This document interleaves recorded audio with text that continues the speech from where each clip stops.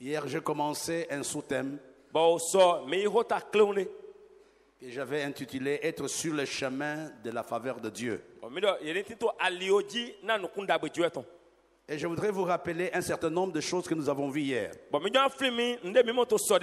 C'est juste pour compléter les notes que nous avons commencé à prendre hier et pour nous aider à prier. Il y a des petits points que vous connaissez, mais on va revenir là-dessus. Et ce que j'aimerais que chacun comprenne ce matin, que quand Dieu veut élever un homme, l'une des choses qu'il fait pour cet homme, il lui accorde sa faveur. Quand Dieu veut élever un homme, quand Dieu veut élever une femme, la première chose que Dieu fait, c'est accorder la faveur à la personne. Regardons ensemble dans le livre d'Esther, chapitre 2, verset 15. Esther, chapitre 2, verset 15.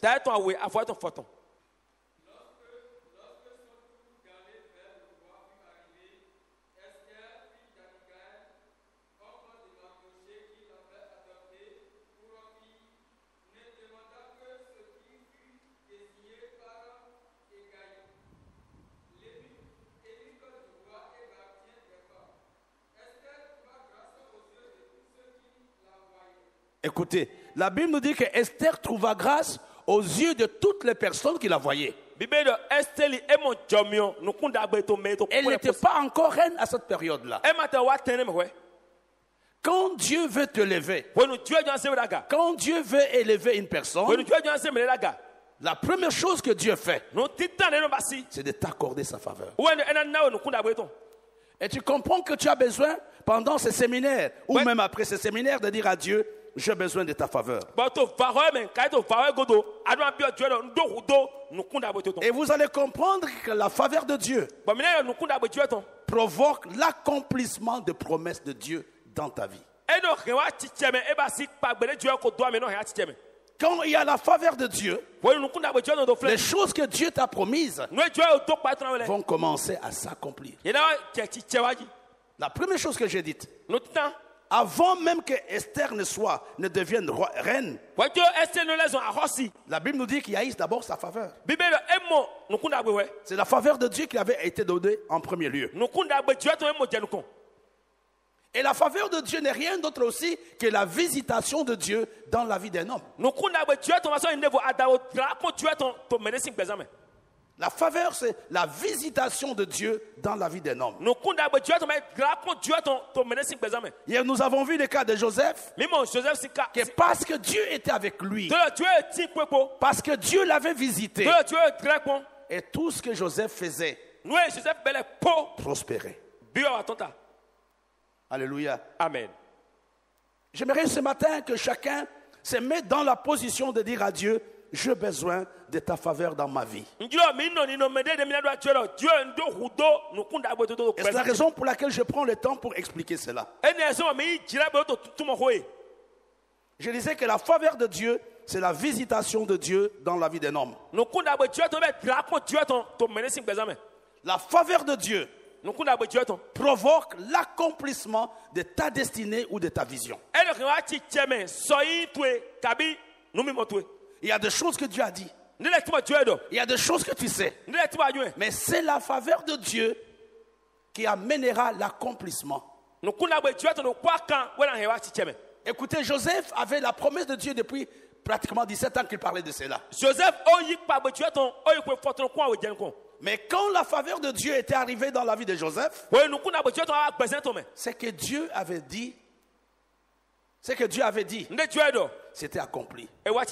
Et comprenez, mes frères et sœurs, que la faveur amène l'accélération dans la vie d'un homme.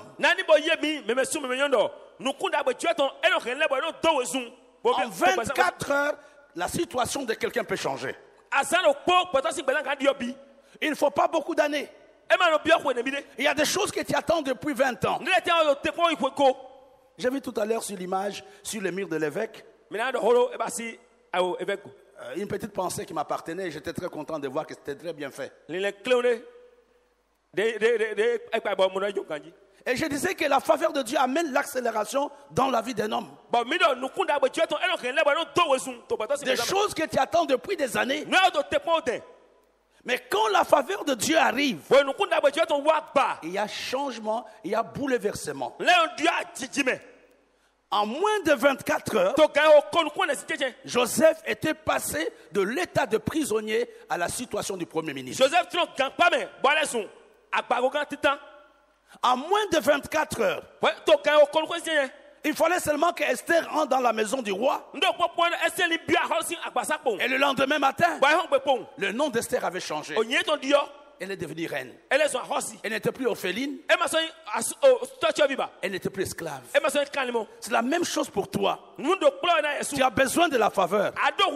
Quand la faveur arrive, les choses que tu attends depuis des années peuvent changer aujourd'hui. Nous avons besoin tous de cette faveur. Il n'y a personne qui dira je n'ai pas besoin de la faveur de Dieu. Toi et moi avons besoin de la faveur de Dieu. Hier, j'ai parlé avec un frère. Il me disait il faut faire la différence entre la grâce et la faveur. Je lui ai dit il n'y a pas confusion. La grâce on la reçoit sans rien faire. Mais pour la faveur, il y a un prix que tu dois payer. Il y a des choses que tu dois faire pour que Dieu... Parce que la faveur est une récompense divine. C'est Dieu lui-même qui te récompense. Il te récompense par rapport à ce que tu fais dans cette communauté. Il te récompense par rapport à ce que tu fais pour les autres. La faveur de Dieu, dans ma définition à moi, c'est un véhicule qui te prend. C'est un véhicule qui te prend de l'échec vers le succès. Et c'est la raison pour laquelle tu dois être dans le véhicule de la faveur de Dieu. Il te prend, c'est une voiture, c'est un train, c'est un avion qui te prend de l'endroit où tu es, qui te prend de l'échec et t'amène vers le succès. Qui n'aura pas besoin de ça. Il faut être insensé pour dire moi je n'ai pas besoin de la faveur. C'est chacun d'entre nous. Et vous savez l'une des prières que je fais quand je voyage, Seigneur fais-moi la grâce que je trouve faveur à tes yeux et aux yeux des hommes là où je serai. Alléluia. Et c'est important ce matin que toi et moi disons à Dieu Seigneur besoin de ta faveur. Il y a un travail que tu dois faire. Il y a une attitude que tu dois avoir si tu veux que la faveur vienne vers toi. Ce n'est pas un hasard. Ce n'est pas spontané. Ce n'est pas automatique. Il y a quelque chose que Dieu attend de toi et de moi pour que la faveur arrive. Et tu peux le faire. Je peux le faire. Alléluia. Amen. Je peux le faire, tu peux le faire et nous pouvons le faire. C'est la faveur de Dieu dont on a besoin ce matin. C'est la faveur de Dieu dont on a besoin. Prends-moi tout. Prends-moi ma voiture. Prends-moi ma maison. Mais s'il te plaît, ne me vole pas la faveur de Dieu. On peut t'enlever la voiture. On peut t'enlever la chemise. Mais personne ne peut te voler la valeur.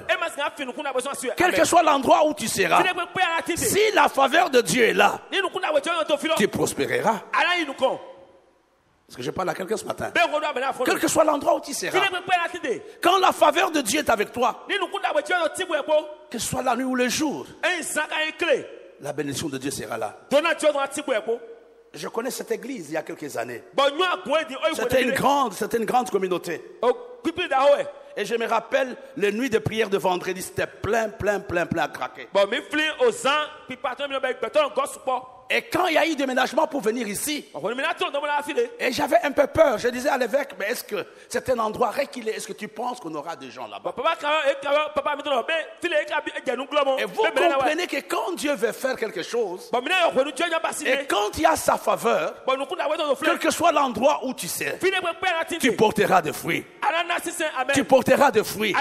Quel que soit l'endroit où on te jette, quelle que soit la maison où tu es, quel que soit le travail que tu auras, et quand il y a la faveur de Dieu, tu seras fécond. Quel que soit l'endroit où tu te trouves, comprends que tu as besoin de cette faveur aujourd'hui. C'est un véhicule qui te prend de l'échec vers le succès. Et tu comprends ce matin, je t'invite à entrer dans ce véhicule. C'est gratuit. La faveur de Dieu attire les aides destinées dans ta vie. Quand il y a la faveur de Dieu dans la vie d'un homme, il y a des gens qui te proposeront leur service sans que tu ne puisses leur demander. Un ami me disait il y a quelque temps, je crois il y a 1 an ou 7 mois, je ne me rappelle plus. Il me disait, pasteur, ça fait des années, je n'ai plus acheté les habits. Je lui ai dit, mais alors comment tu t'habilles? Il m'a dit, on me donne ça. Et j'étais surpris, je l'ai regardé. Et j'étais content pour lui. Et vous comprenez que quand vous avez la faveur de Dieu, les aides de destinée seront sur votre chemin. Écoutez-moi très bien. Jésus était un bébé. Je ne sais pas quel âge il avait. Mais les mages sont partis de très loin pour venir l'adorer. Et chacun qui était venu le voir avait un cadeau à lui donner. Quand il y a la faveur de Dieu, les hommes auront envie de te rendre service. Est-ce que dis avec moi Amen? Amen. Les hommes auront envie de t'aider. Quand tu arrives, il dit, mais je ne sais pas, j'ai envie de faire quelque chose pour toi. Et quand la faveur de Dieu est dans ta vie, tu risques d'avoir peur. Chacun qui te dira, je te fais du bien aujourd'hui, je fais ça pour toi, je construis ça pour toi. Pourquoi? Parce que la faveur de Dieu est en train d'opérer dans ta vie. La faveur de Dieu attire les aides de destinée. Et vous comprenez souvent, nous avons un travail difficile. Nous avons des situations compliquées. Un homme qui a la faveur et un homme qui n'a pas cette faveur peuvent être dans la même situation. Mais celui qui a la faveur de Dieu s'en sort facilement. Pourquoi? Il ne va pas comprendre ce qui se passe. Il ne peut pas comprendre ce qui arrive. Ne pleurez pas pour avoir. Mais ce soir, dites à Dieu que ta faveur descend dans l'église. Que ta faveur soit sur ma vie.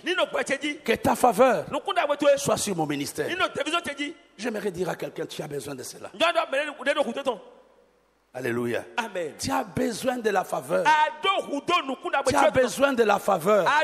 Tu n'as pas besoin de la théologie. Tu n'as pas besoin de la prophétie. Ce matin, tu as besoin de la faveur. Dis Seigneur, ta faveur. J'en ai besoin. Ce matin, j'ai parlé avec Dr. Charles, il parlait à l'évêque Josué. Il me dit, lui, je suis au Libéria. Quand j'ai regardé son âge, j'ai dit, mais écoutez, ça c'est la faveur. Un homme qui a 86 ans, il commence la croisade là-bas. Et pour faire ça, il faut avoir la faveur de Dieu. Il y a des gens qui ont 86 ans comme lui qui ne marchent pas. Quand tu as la faveur de Dieu, les choses deviennent de plus en plus faciles pour toi. Quand tu as la faveur de Dieu, Dieu te façonne. Il va même baisser ton âge. Non sur le papier, mais dans ton corps. Dieu baisse l'âge et tu vas commencer à courir. La Bible nous dit que ceux qui se confient en l'Éternel, Dieu fait quoi? Dieu fait quoi? Renouvelle leur force. Et vous comprenez ce matin que vous avez besoin de la faveur de Dieu. Amen. Amen. J'ai besoin, dis avec moi, j'ai besoin J'ai besoin de la faveur de Dieu. J'ai besoin de cette faveur. Quand la faveur arrive, les montagnes qui te frayent seront de petites plaines. Les montagnes qui te frayent, les montagnes qui sont sur ton chemin seront de petites plaines. Parce que la faveur de Dieu est là. Quand il y a la faveur de Dieu, les lois des hommes tombent. Les lois des hommes tombent. Personne ne pouvait arriver au palais sans que le roi ne puisse l'appeler. Mais comme Esther avait la faveur de Dieu, elle était entrée. Je te dis aussi, tu y entreras. Même si les gens ne sont pas d'accord. Mais à cause de la faveur qui est avec toi, tu y entreras. J'ai besoin de la faveur.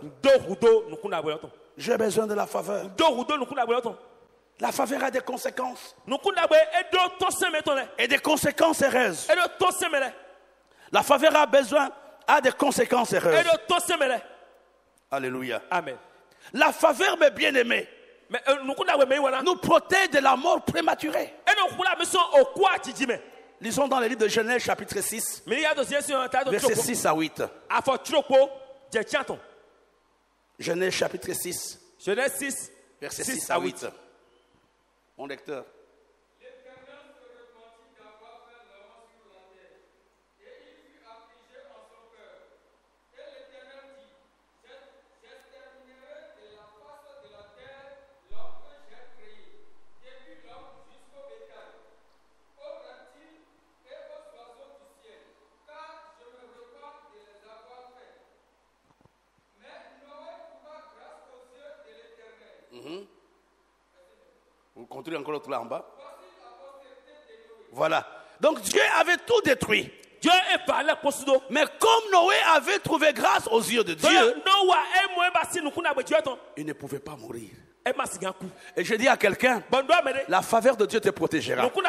En cette fin d'année, la maladie sera à Cotonou, mais toi tu ne seras pas touché. La maladie sera dans ta famille, mais toi tu ne seras pas touché.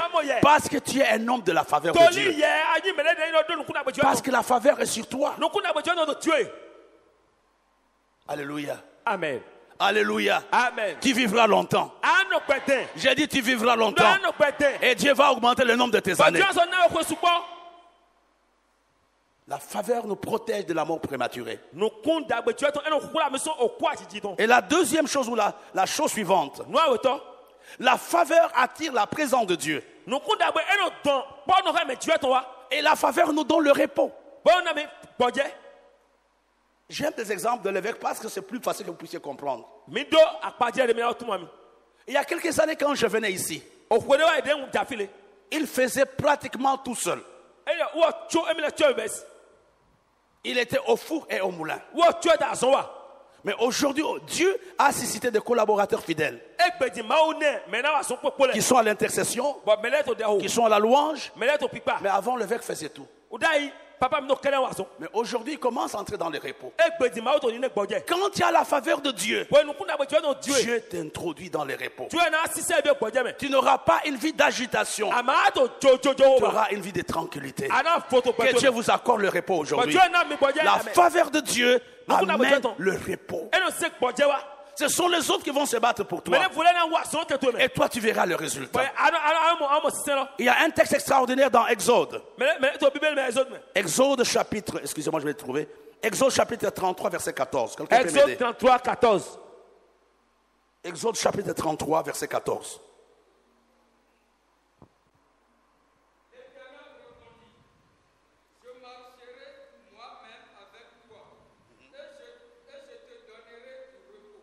Là, il parle à qui?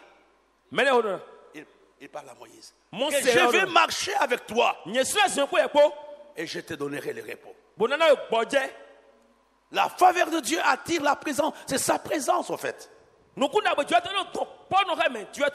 Et la faveur nous donne le repos. Lisons ensemble dans le Psaume 45, verset 13. Psaume 45, 13. Psaume 45, verset 13. Psaume 45, verset 13.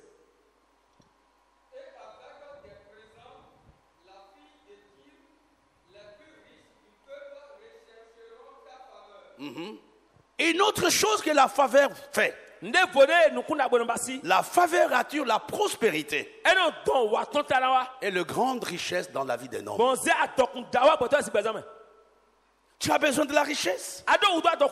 Tu as besoin de l'argent. Tu as besoin de la faveur de Dieu.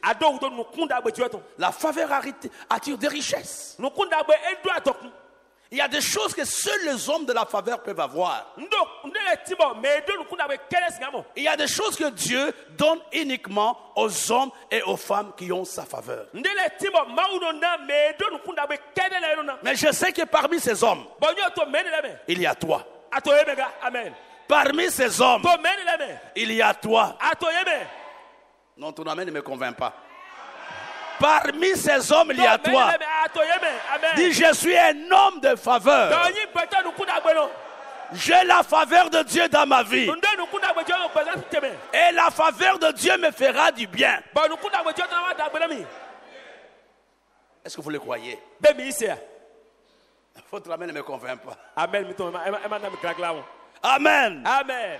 La faveur de Dieu amène la richesse et ce n'est pas le diplôme qui amène la richesse. C'est la faveur de Dieu. Alléluia. Amen. C'est la faveur de Dieu. Je vais donner un exemple d'un homme qui n'a fait aucune activité et puis il est devenu riche. Quand Dieu appelle Abraham, Abraham était richard. Il était dans un pays où tout prospérait. Mais Dieu lui dit, je vais faire de toi une grande nation et ton nom sera grand. Abraham a tout laissé. Il est parti. Et qu'est-ce qui va se passer? Une grande famine commence.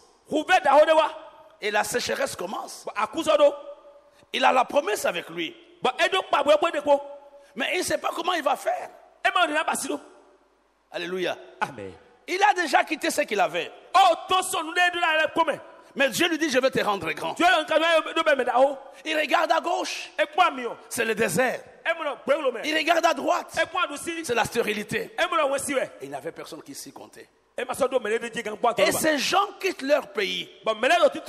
Ils vont aller chercher refuge. Alléluia. Amen. Abraham est riche et pauvre. Abraham et là, les hommes voient sa femme. On lui arrache sa femme. Vous savez, Isaac a failli être l'enfant de Pharaon. C'est la vérité. Parce qu'on lui a arraché la femme. Pendant quelques jours, la femme d'Abraham est devenue la femme de Pharaon. Heureusement que c'était un homme de faveur. Avant cela, Abraham est content de son faux beau-frère. Le roi est content de son beau-frère, son faux beau-frère. Quand Abraham passait, et le roi demande à Sarah, c'est qui ça? Il a dit, c'est mon frère. Il a dit, mais il est pauvre. Il a dit, il n'a rien. Et on a donné des choses, des cadeaux. On a donné le troupeau, le bétail. On fait Abraham riche. Le plan de Dieu commence à s'accomplir. Abraham devient richard. Et je pense ce jour-là, Pharaon voulait prendre la femme d'Abraham. Et Dieu lui dit, Pharaon, fais attention. Cette femme ici, c'est la femme de mon serviteur. Voilà un homme de faveur, comment il est protégé. Et le matin, le roi est fâché, il renvoie Sarah. Il appelle Abraham. Il a dit, vous m'avez menti. Et pourtant, c'est ta femme. Abraham était déjà riche. Pourquoi j'ai dit que c'était le plan de Dieu? Parce qu'officiellement, ou naturellement plutôt, on devrait confisquer tout ce qu'on avait donné à Abraham. On devrait lui arracher la dot, tout ce qu'on lui avait donné. Mais on n'a rien arraché. Et la Bible nous dit, après Pharaon dit, va-t'en de notre pays. Et il est rentré riche. Je te dis, la faveur créera une situation dans laquelle tu seras riche. Dieu prépare une situation. Et dans la situation, il va te rendre riche. Je parle à quelqu'un ce soir. Quelqu'un pense te faire du mal. Mais il n'est pas en train de te faire du mal. Il est en train de te rapprocher de ta faveur. Amen. Alléluia. Amen. Oh, je dis à quelqu'un, la faveur attire la grâce de Dieu, attire la richesse et la prospérité. Qui veut que Dieu lui donne la faveur? Qui veut ce soir que Dieu lui donne la faveur? Mes frères et sœurs, c'est une chose extraordinaire. C'est une chose extraordinaire d'avoir la faveur de Dieu. Je vais vous montrer quelque chose qui me fait peur un tout petit peu par rapport à la faveur. Nous sommes toujours dans notre message, être sur le chemin de la faveur.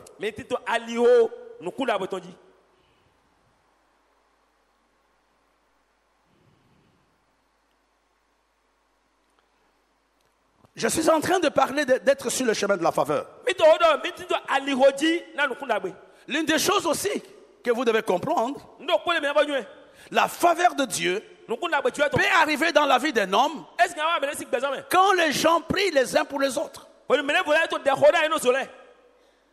C'est quand les gens prient pour toi que la faveur peut venir dans ta vie.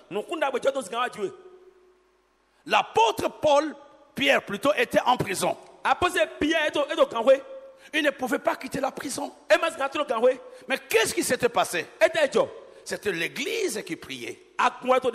La prière de saints, la prière de mes frères et sœurs libère la main de Dieu à ma faveur. Combien de gens prient les uns pour les autres? Ce n'est pas Pierre qui priait. Pierre dormait. Mais l'église était en train de prier.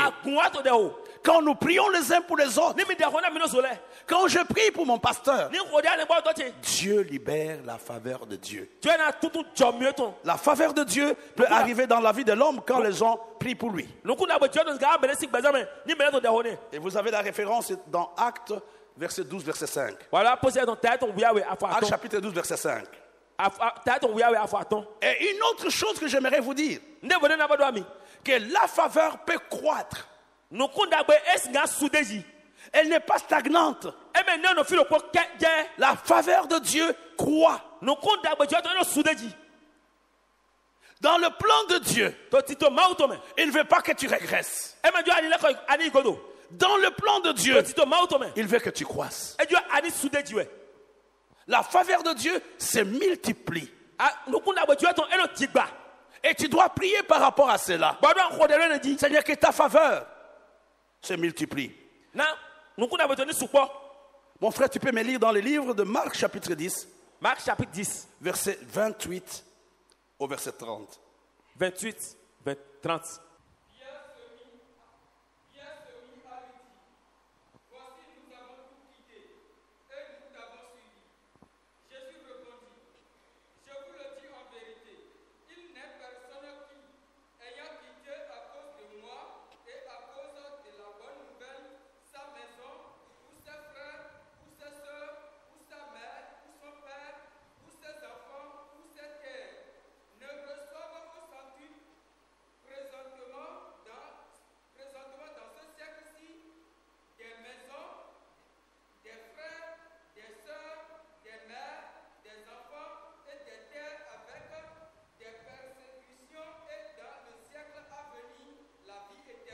Et nous voyons que quand nous servons Dieu, Dieu est saint.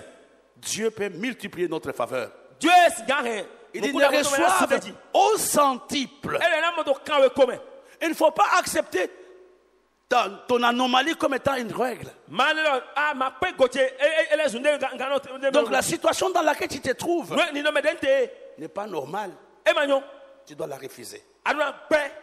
La Bible nous dit clairement que tu peux recevoir au centuple. Ça veut dire quoi? La faveur croît. La faveur augmente. Je prie que ton capital augmente. Je prie pour que ta grâce augmente. Ton onction doit augmenter. Tes relations doivent augmenter. Parce que la faveur amène l'augmentation. Peut-être tu n'es pas encore arrivé à ce stade. Mais tu peux dire à Dieu, je vais arriver à ce stade. Un autre point. La faveur ne doit pas être stagnante. Quand la faveur commence à être stagnante, il y a une anomalie qui est arrivée. Il y a quelque chose qui n'est pas normal dans ta vie. Au fait, dans la pensée de Dieu, il veut que tu croisses. L'apôtre Paul dit quelque part, je crois dans les livres de Timothée, il dit qu'il faut que tes progrès soient évidents pour tous. Il faut que tes progrès, que les gens voient que les BC progressent. Le dimanche, je parlais avec l'évêque, je lui ai dit, j'étais content de voir le culte ce matin. Ce n'est pas la même église que j'ai vue au mois de mars. Il y a eu une augmentation. Il y a eu un changement. Je l'ai appelé au téléphone, je lui ai dit, j'étais content de voir l'état de l'église aujourd'hui. Et vous comprenez, la faveur ne doit pas être stagnante. Et quand tu stagnes, quand tu ne progresses pas, ce n'est pas dans le plan de Dieu. Tu dois dire à Dieu, je refuse la situation que j'ai. Et je maudis cette situation. Tu ne m'as pas appelé à stagner, mais tu m'as appelé à progresser. La faveur n'est pas stagnante, mais la faveur progresse. J'aimerais que Dieu fasse progresser quelqu'un. Progresser ton affaire, tes relations, ton mariage, ton amour, ta force, ta santé. Que tout ce que tu as progresse. La faveur progresse. Alléluia. Amen. La faveur peut progresser. Et nous prierons pour qu'elle progresse pour toi. Cela est très important. Mes frères et sœurs, la faveur peut arrêter une tragédie. Elle peut arrêter une tragédie. Quand il y a la faveur, la tragédie peut s'arrêter. Un jour, Laban était en train de poursuivre Jacob pour le tuer. Mais la faveur va protéger Jacob. Jacob n'était même pas au courant qu'il était poursuivi. Mais Dieu apparaît à Laban. Il a dit, n'ose pas parler, ni en bien, ni en mal. Et Laban était désarmé. Je te dis aujourd'hui, tes ennemis vont être désarmés. Ils peuvent tout faire, ils peuvent acheter toute la ville. Mais quand il y a un homme de faveur, rien ne peut t'arriver. Alléluia. Amen. Ils peuvent avoir des relations puissantes. Ils peuvent tout faire. Mais à cause de la faveur qui est en toi, la tragédie s'arrêtera. Le complot s'arrêtera. Alléluia. Amen. La tragédie s'était arrêtée dans la vie de Pierre. Le lendemain, il devrait comparaître. Le lendemain, on devrait le tuer. Mais cette nuit-là, Dieu avait libéré la faveur. Et le lendemain matin,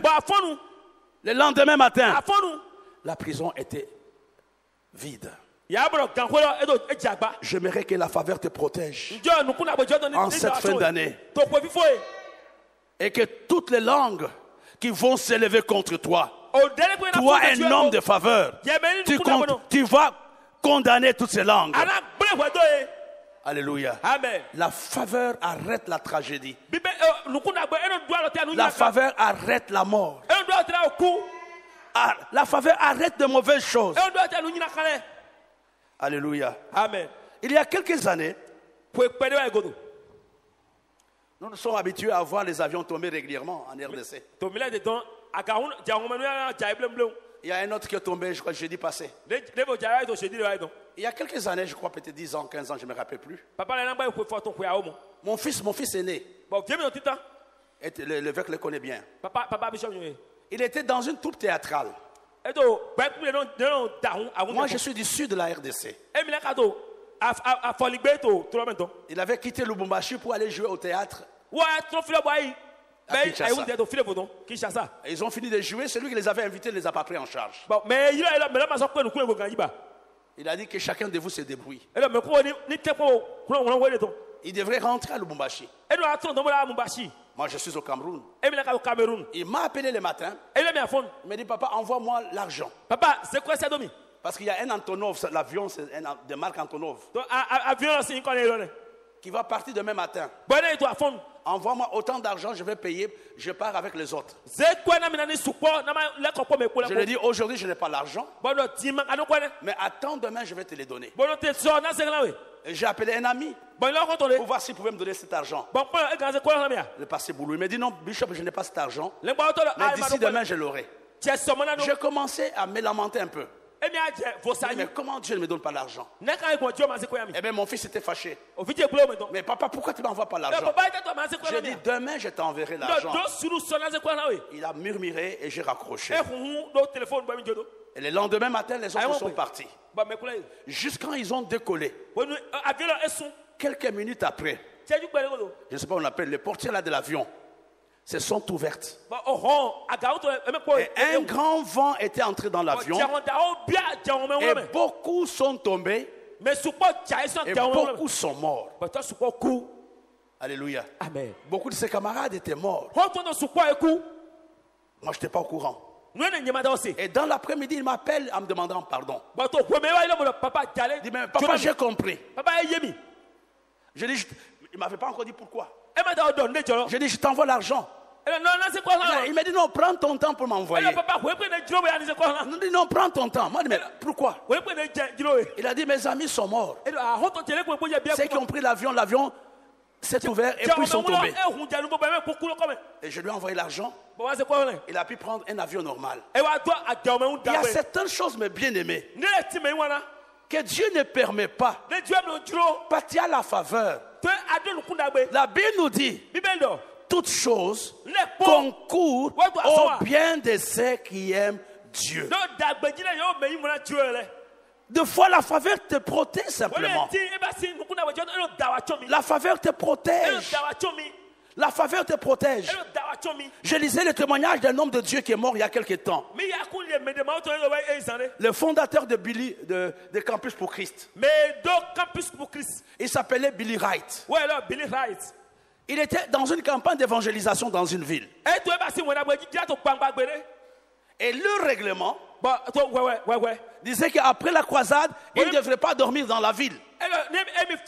Dès qu'il finissait, tout était réglé pour partir. Mais ce jour-là, Dieu lui parle. Il a dit, il ne faut pas partir. Si vous achetez les livres, vous allez voir les témoignages que je vous donne. Il ne faut pas partir aujourd'hui. Et puis il a dit, gloire à merci Seigneur. Il a appelé ses collaborateurs. Il a dit, personne de nous ne va voyager. On va voyager demain.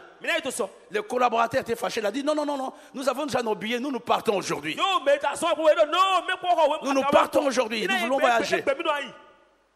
Ils étaient fâchés. Il a dit, on a déjà mis beaucoup de temps. Nous avons besoin de rentrer dans nos familles. Il a appelé l'aéroport en disant, le billet numéro tel sont des billets qui ne sont pas normaux. Bloquez ces gens-là avant que je ne vienne. Et ces collaborateurs sont arrivés à l'aéroport. On a commencé à regarder les numéros. Et le temps qu'on vérifie, l'avion avait décollé. 15 minutes après, il y a eu crash. Et tous ceux qui étaient dans l'avion étaient morts. Et vous comprenez, je parle à quelqu'un. Si tu as la faveur de Dieu, dis seulement merci à Dieu. Il sait exactement où il t'amène. Parce que la faveur de Dieu ne nous met pas pour de mauvaises choses. Même si la chose semble être mauvaise aujourd'hui, Dieu sait. qu'il me protège. Dieu sait que demain j'aurai une solution. Ne te décourage pas. Il y a quelque chose peut-être qui te résiste aujourd'hui. Dieu sait pourquoi ça te résiste. Bénis Dieu simplement. Dis Seigneur, je te dis merci. Parce que je suis un homme de faveur. Et je sais que tout ce que tu fais pour moi me convient. Et c'est là où on dit en toutes choses, rendez grâce à Dieu. En toutes choses, rendez grâce à Dieu. Peut-être tu ne comprends pas, mais demain, tu comprendras. Demain, tu comprendras. Je dis à quelqu'un, rends des actions de grâce. Peu importe la situation qui semble être une montagne, qui semble être difficile, qui semble être insolvable, mais sache que Dieu ne t'a pas abandonné. Il t'amène quelque part. J'ai dit, il t'amène quelque part. Il t'amène quelque part. Et l'endroit où Dieu t'amène est un bon endroit. Et tout ce que Dieu fait est bon. Tout ce que Dieu fait est bon. Je sais que nous sommes suivis. La télévision nous suit. Il y a quelques années dans notre église, le sida venait à peine de commencer. Les gens ne connaissaient pas ça.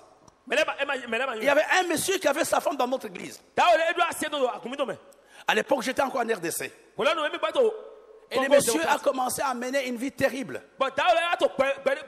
C'était un fondé de pouvoir. Un fondé de pouvoir. Je sais pas. Et finalement, il a chassé sa femme. Il dit à sa femme, en tout cas, je ne t'aime plus. Et sa femme est partie à plus ou moins 1000 km de l'endroit où nous étions. Il a laissé de côté. Il a commencé à flirter avec de petites filles. Et ce qui devrait arriver était arrivé.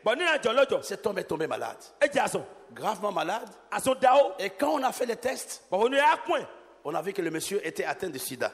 À l'époque, on ne connaissait même pas ça, on ne parlait même pas de ça. C'est une vieille histoire que je vous raconte. Et la femme était partie. Et la maladie s'est vite accélérée.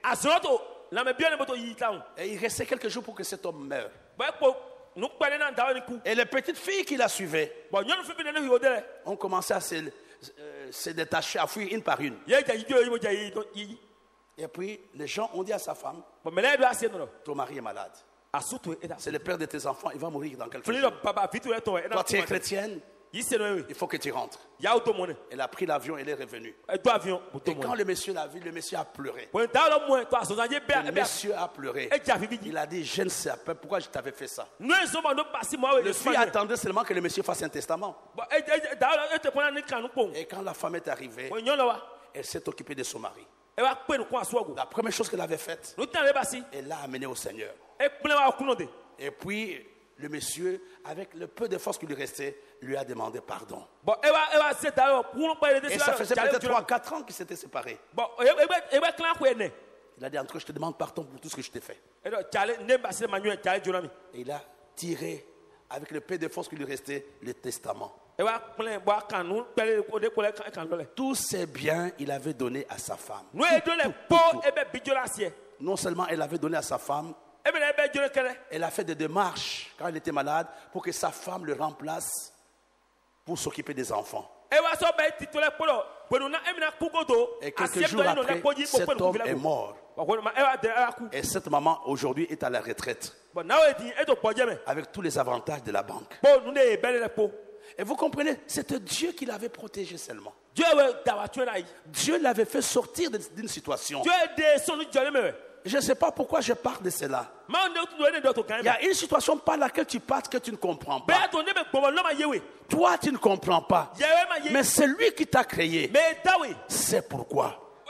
C'est lui qui t'a créé, c'est pourquoi. Et c'est pourquoi cette séparation. Et c'est pourquoi cet homme t'a trahi. Et c'est pourquoi il devrait partir. Et j'aimerais que tu dises merci à Dieu. Que la chose soit bonne ou pas. Ce n'est pas facile, je sais. Mais en toutes choses, rendons grâce à Dieu. En toutes choses, bénissons Dieu.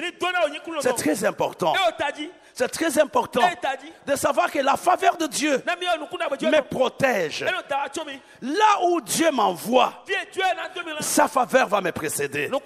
J'aimerais que la faveur de Dieu vous garde dans vos entreprises, vous garde dans vos maisons, dans vos ministères, dans vos relations, partout où vous serez. La faveur de Dieu vous protégera.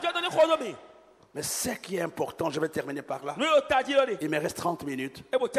La petite méditation que je vais terminer pour ce message. Qui a volé ta faveur? C'est la petite idée d'aujourd'hui. Pose la question à quelqu'un. Qui a volé ta faveur, Juliette? Non, regarde quelqu'un en face. Dis, qui a volé ta faveur? Demande à Léa. Qui a volé ta faveur? Vous savez, quand les mariés sont ensemble, ils ont honte de se regarder. Tu as déjà vu cela? Alléluia. Ça, c'est souvent comme ça. À l'église, donc, ils sont côte à côte. Les mariés souvent ont honte de se regarder. Dis salut, je t'ai béni. Ah, je t'ai béni. Cédric a des problèmes pour dire à Léa qui a volé ta faveur. Elle a expérimenté la faveur de Dieu. Au mois de février, c'était sérieux. Hein? Donc, tu allais nous précéder auprès d'Abraham. Mais heureusement que Dieu t'a protégé. La faveur de Dieu était avec toi. Amen. Amen. La méditation sur laquelle nous allons terminer cette matinée. Qui dit avec moi, qui a volé ta faveur? Dis encore, personne n'a le droit de voler ma faveur. Non, je n'entends pas. Dis personne. Dis encore, j'interdis à tous les voleurs de me prendre ma faveur. Alléluia. Amen. On va voir cela rapidement dans le livre de Genèse. Au chapitre, c'est un texte que vous connaissez. Chapitre 27. Verset 30 jusqu'au verset 35. 30 au 35.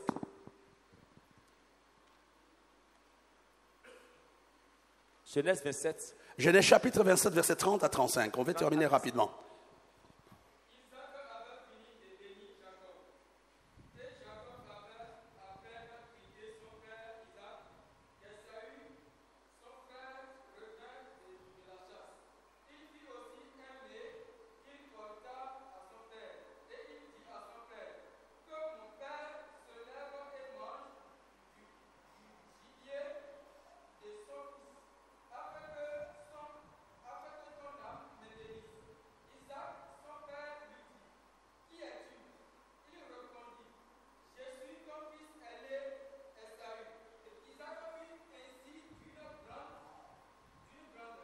D'une grande...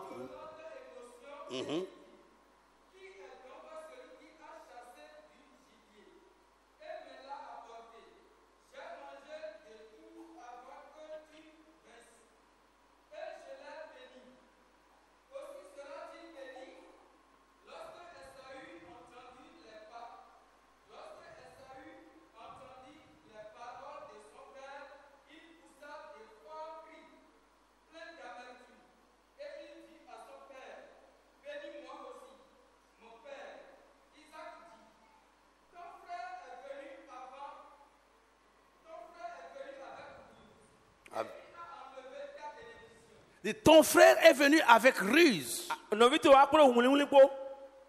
Ton frère est venu voler ta bénédiction. Il y a des versions qui disent ton frère a escroqué ta bénédiction. Ton frère a volé ta bénédiction. Vous comprenez? Ce sont les paroles d'Isaac.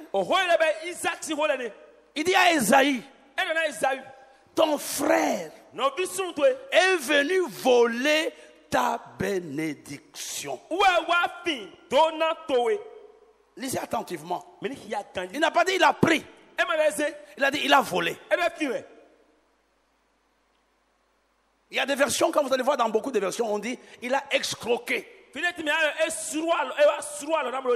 Il a volé, il a escroqué. ta bénédiction. J'aimerais dire à quelqu'un, personne n'a le droit de voler ta bénédiction. Amen. Personne n'a le droit de voler ta bénédiction. Écoute-moi bien. Vous savez que le voleur, dans la plupart des cas, ne préviennent pas. Les voleurs ne donnent pas rendez-vous. On ne sait pas à quel moment il va passer. Mais à tout moment, il peut te voler. Qui a déjà été volé dans sa vie? Tu n'as pas rendez-vous, mais tu vas voir seulement que tu as perdu. Moi, j'avais un domestique qui s'appelle Étienne. Un jour, je suis parti, c'était le 9 février 2011. Je suis parti à l'immigration. Et je ne savais même pas qu'il connaissait que j'avais un coffre. Le coffre était dans la chambre.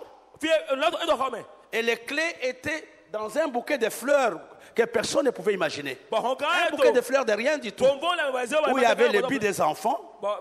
C'est là où je mets la clé du coffre. Personne ne savait que j'avais un coffre. Personne ne savait. Et je suis parti à l'immigration. J'avais mis au trop 1 heure. Quand je suis revenu, j'ai trouvé le coffre sur le lit. Et tout l'argent qui était dedans avait été pris. Et je sais pas, je me suis toujours posé la question, comment il a su que la clé était à tel endroit? L'année passée, je l'ai attrapé par hasard. On l'a amené à la police. On a fait la pression pour qu'il me rembourse. Il ne pouvait pas me rembourser, il n'avait pas. C'était un indigent. Et puis on a demandé de faire la reconnaissance des dettes. Le commissaire a fait la reconnaissance des dettes. Pour me payer cet argent, ça lui prendrait 25 ans. J'ai dit au commissaire, mon commissaire, laissez tomber cette histoire. Donc on a laissé tomber. Écoutez, les voleurs ne te donnent pas rendez-vous. Mais tu vois seulement les conséquences. Tu vois qu'il a déjà agi. Et c'est la raison pour laquelle faites attention aux voleurs que je vais vous montrer ce matin. Il y a des voleurs qui ne veulent pas que la grâce de Dieu, que la bénédiction que vous avez prospère.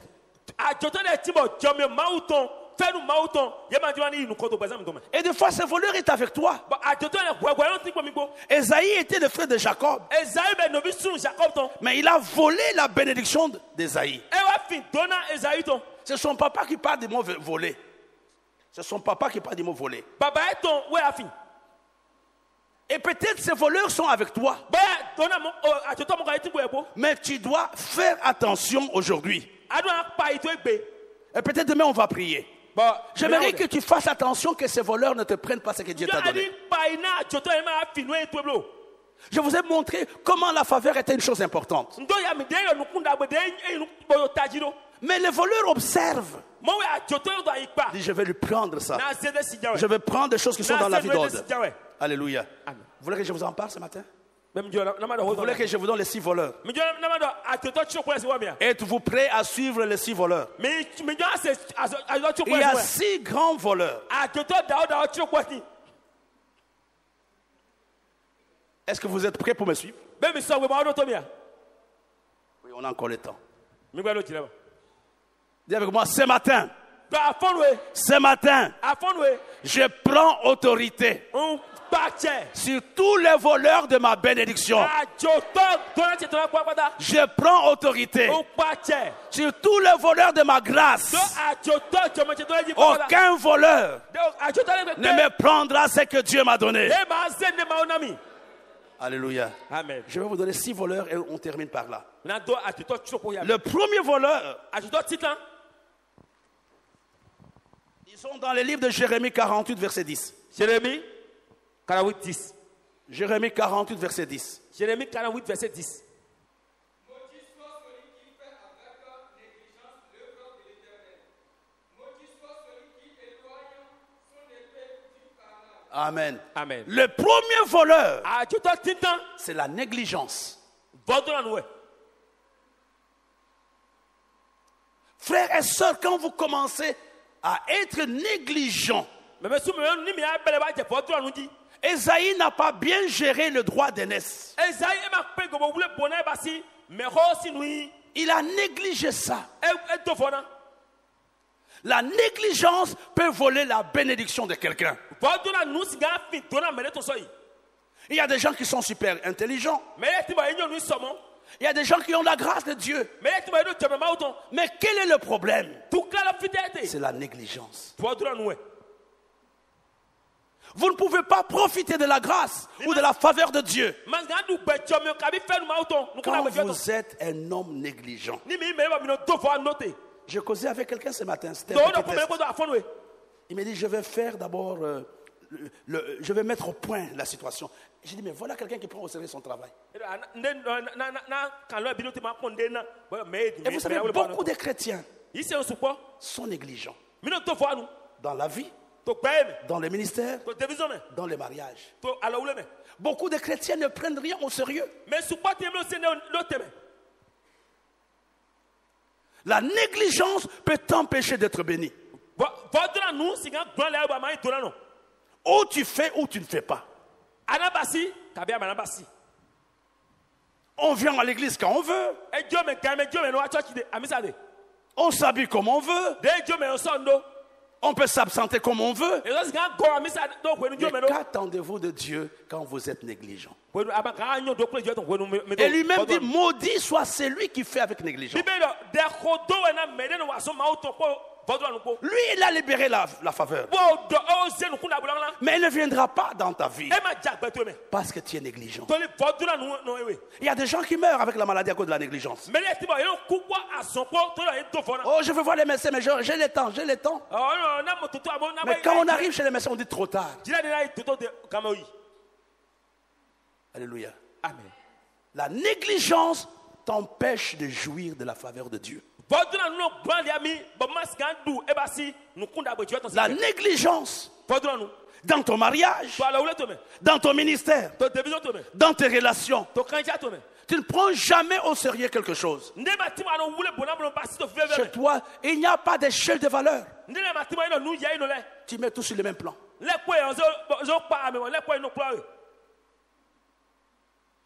Alléluia. Amen. Est-ce que je parle à quelqu'un ce matin? Le premier voleur de la bénédiction des chrétiens, c'est la négligence. Et surtout dans l'église francophone.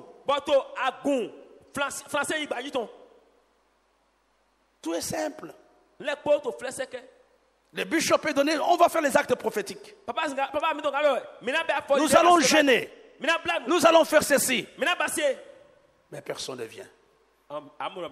Et puis on est surpris que nos vies ne changent pas. Là, il n'y a pas le diable. C'est Dieu qui dit que quand tu es négligent, tu deviens porteur de ta propre malédiction. Et le deuxième voleur, c'est la distraction. 1 Corinthiens chapitre 7, verset 35. 1 Corinthiens 7, 35. 35. Je dis cela dans votre intérêt. Ce n'est pas pour vous prendre au piège. C'est pour vous porter à ce qui est bienséant. Et pour vous attacher au Seigneur sans distraction. Sans distraction. Et plusieurs, le diable nous détruit à cause de la distraction. Et aujourd'hui, nous sommes en face d'un monde où il y a tellement de choses qui nous distraient. Et quand tu ne sais pas distinguer, quand tu n'as pas d'échelle de valeur, même la prière peut te distraire.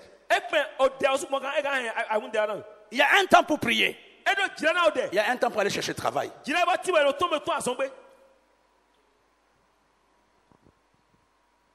La distraction est aussi un piège.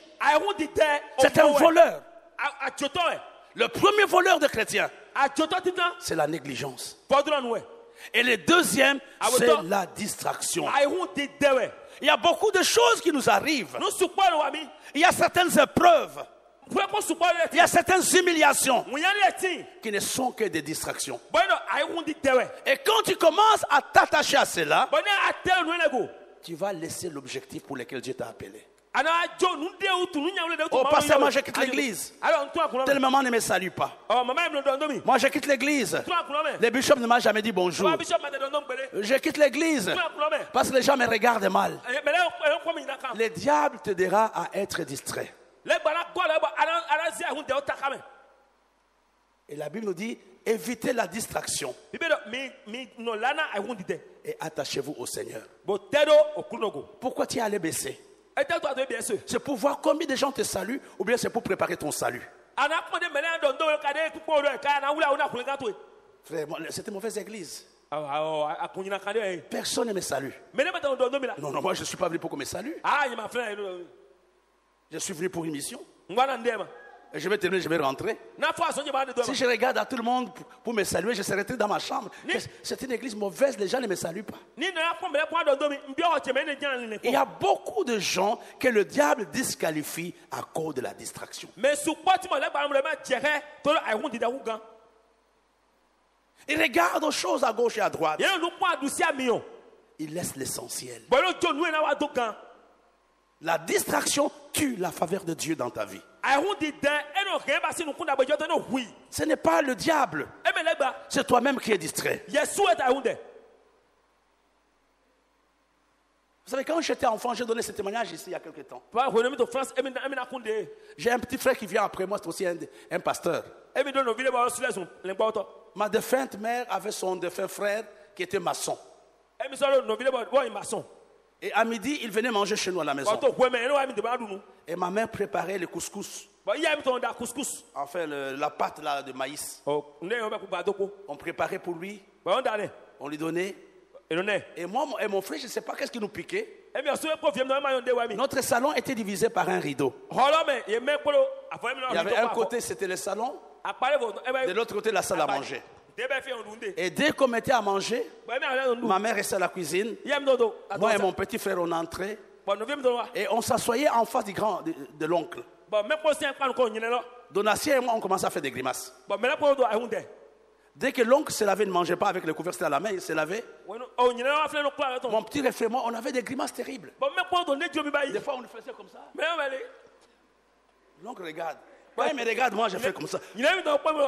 À un moment, il lave ses mains, il sort, il dit à maman, Emilienne, je m'en vais. Et quand il partait, nous on prenait ça, on mangeait. Pendant des temps, on faisait ça. Dès qu'il arrivait, nous on venait de l'école, on s'assoyait en face. Parce que maman préparait bien pour lui. C'était son grand frère. La viande, le poisson. Soit on commence à tousser. Mon frère tousse beaucoup, moi je tousse. Donc nous regarde, nous ouvrons les yeux. Et puis il sort, il part. Après un temps, il dit à ma mère, Emilienne, tes enfants font des choses. Ma mère dit, mais qu'est-ce qu'ils te font? Il a dit, je n'arrive pas à manger. Dès qu'on met à manger, Floribert et son petit frère font des choses là, je ne comprends pas. Ma mère dit, non, moi je connais Floribert, un garçon poli. Il a dit, demain viens seulement. Dès que tu sers, cache-toi, tu verras. Nous, on n'était pas au courant. À midi, nous sommes arrivés comme d'habitude. Maman a dressé la table. Mon petit frère est arrivé à côté de moi. Nous nous sommes assis, on a regardé l'oncle. Il s'est lavé. On a commencé notre théâtre. Ma mère n'a rien dit, elle nous a pris. Elle nous a tirés, elle nous a fait sortir de la salle à manger. Elle nous a mis dehors, dit allez-vous-en. Et quand nous sommes rentrés, l'oncle avait tout fini. Et notre distraction s'était arrêtée. Et l'oncle a commencé à manger normalement. Il y a beaucoup de choses que le diable fait. Ne regarde pas à cela. C'est une distraction. Ne regarde pas à l'épreuve. Ne regarde pas à l'humiliation. Regarde à celui qui t'a appelé. Nous ne marchons pas selon la vue. Nous marchons par la foi. Quand tu commences à regarder à gauche, à droite, tu seras distrait comme mon oncle. Un mois, l'oncle ne pouvait pas manger. Mais nous, on mangeait. Alléluia. Amen. Le deuxième voleur, c'est la distraction. Je vais terminer rapidement. Le troisième voleur, c'est la routine et les habitudes. Si Samson avait été battu, c'est parce qu'il était conduit par l'habitude. Il dit que je m'en tirerai comme les autres fois.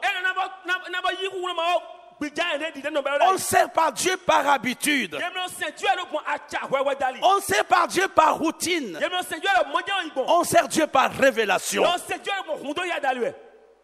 Quand vous commencez à servir Dieu par habitude, quand vous commencez à venir à l'église par habitude, vous allez manquer l'essentiel. Chaque jour, attendez-vous à de nouvelles choses. Ne dites pas les cultes sont toujours pareils. Dieu peut toucher ton besoin aujourd'hui. Dieu peut toucher ton besoin le soir. Chaque jour, Dieu renouvelle ses bontés. Je ne veux pas commencer à être conduit par l'habitude. Non, Seigneur.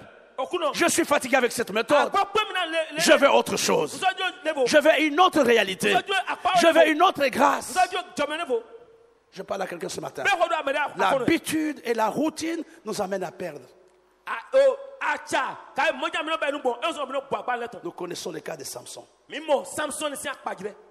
Il pensait qu'il allait s'en sortir. Mais si ce jour-là, il avait sondé Dieu, Dieu allait lui dire, ne le fais pas. David était un guerrier professionnel. Mais après l'incendie de Tsiklag, David n'est pas parti à la guerre directement. Il a posé la question à Dieu. Monterai-je ou ne monterai-je pas? Et Dieu lui avait dit, monte. Tu vas récupérer. Et tu vas délivrer. J'aimerais ce soir que tu refuses cette vie chrétienne d'habitude. Que Dieu te donne autre chose aujourd'hui. Dis, Seigneur, je veux autre chose. Je suis fatigué par la même chose. Je vais te connaître sous une autre forme. C'est qui était hier à la réunion avec l'évêque. Il a dit quelque chose qui m'a touché personnellement. Il a dit, Dieu se révèle à nous graduellement. Il y a des aspects de la vie de Dieu que nous ne connaissons pas. Mais c'est chaque jour que Dieu se révèle. Tu dois avoir soif ce matin de dire à Dieu, je veux autre chose. Ça, j'ai déjà vu. Je ne veux pas te voir comme ça. Je connais un Dieu qui délivre. Mais là, je veux un Dieu qui bénit. Je connais un Dieu qui bénit. Je vais connaître un Dieu qui guérit. Je vais connaître un Dieu qui donne l'argent. Je vais connaître un Dieu qui donne la prospérité. Seigneur, je te connais déjà sous cet angle. Mais je vais te connaître sous un autre angle. Alléluia. Amen. Je sais que j'enseigne, je me débrouille pour enseigner. Je me débrouille pour enseigner. Et je dis à l'évêque, prie pour moi. Je veux aussi avoir un ministère de puissance, pour de guérison. Je me bats pour ça. Je ne me contente pas de ce que je suis. Ne soyez pas conduits par l'habitude. Ayez soif à de nouvelles, aspirez à de nouvelles choses, de nouvelles bénédictions, de nouvelles grâces. Faites ce que vous n'avez jamais fait. Donnez ce que vous n'avez jamais donné. Parlez ce que vous n'avez jamais dit. Et là, Dieu honorera votre foi. Je parle à quelqu'un. Dis à quelqu'un, je condamne l'habitude dans ta vie. Entre toi et moi, ça c'est entre nous, n'est-ce pas? Entre nous. Je ne sais pas combien d'années tu t'es converti, je ne sais pas. Je respecte l'année qui t'es converti. Regarde tes offrandes. En semaine, tu donnes 500 francs depuis 15 ans.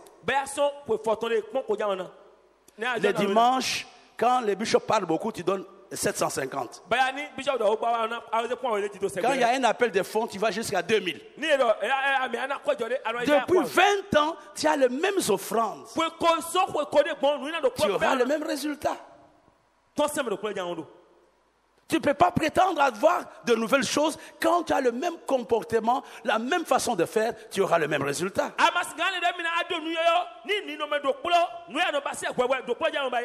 Un autre, on va gagner le temps, on va terminer demain. Un autre voleur de la bénédiction. Un autre voleur de la bénédiction. C'est la tradition La tradition.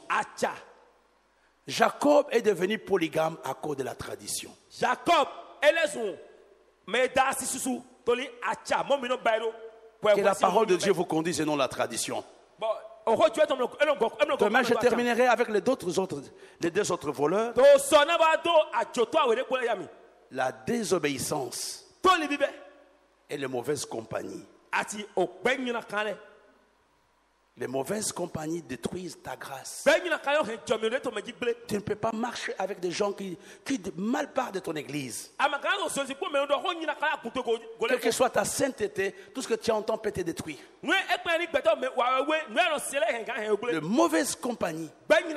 Il y a des gens qui vont t'appeler, voilà, c'est que les BC fait. Dis non, frère, je n'ai pas besoin de ça. Les mauvaises compagnies corrompent les bonnes mœurs. Il y a des gens qui sont à côté de toi. Ce n'est pas pour ta bénédiction. C'est pour t'enterrer. Il y a des hommes et des femmes qui sont avec nous, mais qui sont des porte-malheurs. Et tu dois les identifier. Tu dois les identifier. Et toute forme de désobéissance arrête la faveur de Dieu. Quand je désobéis à tout ce que Dieu me dit, même si le message a été donné, même si je fais 40 jours, la désobéissance sous toutes ses formes arrête la grâce de Dieu, arrête la faveur de Dieu de se manifester. Regarde, aujourd'hui tu pleures pour l'argent. La dernière fois que tu as payé ta dîme, il y a combien de temps? Tu es désobéissant. La dernière fois que tu as pardonné, il y a combien de temps? Tu es désobéissant. Nous allons baisser nos têtes. Nous allons dire, Seigneur, aide-nous ce matin à marcher sur le chemin de la faveur. À marcher sur le chemin de la faveur. Seigneur, s'il te plaît, je suis là devant toi. Que tous les voleurs de la grâce, que tous les voleurs de la bénédiction ne me prennent pas ce que tu m'as donné. Seigneur, fais-moi la grâce de recevoir ta grâce.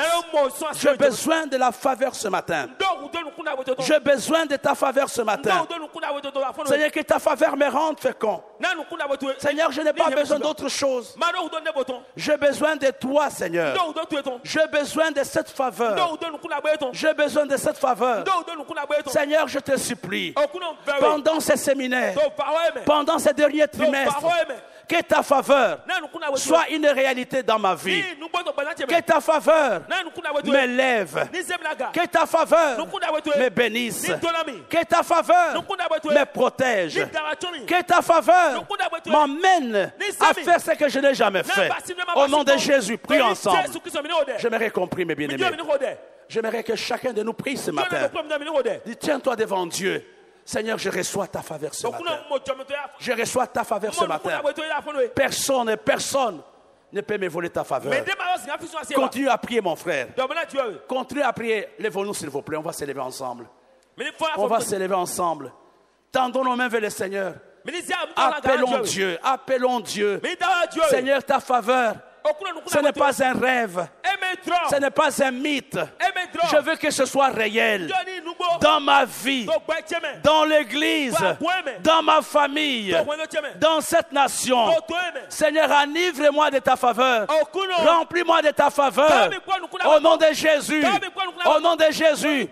Prions ensemble maintenant. Prions ensemble.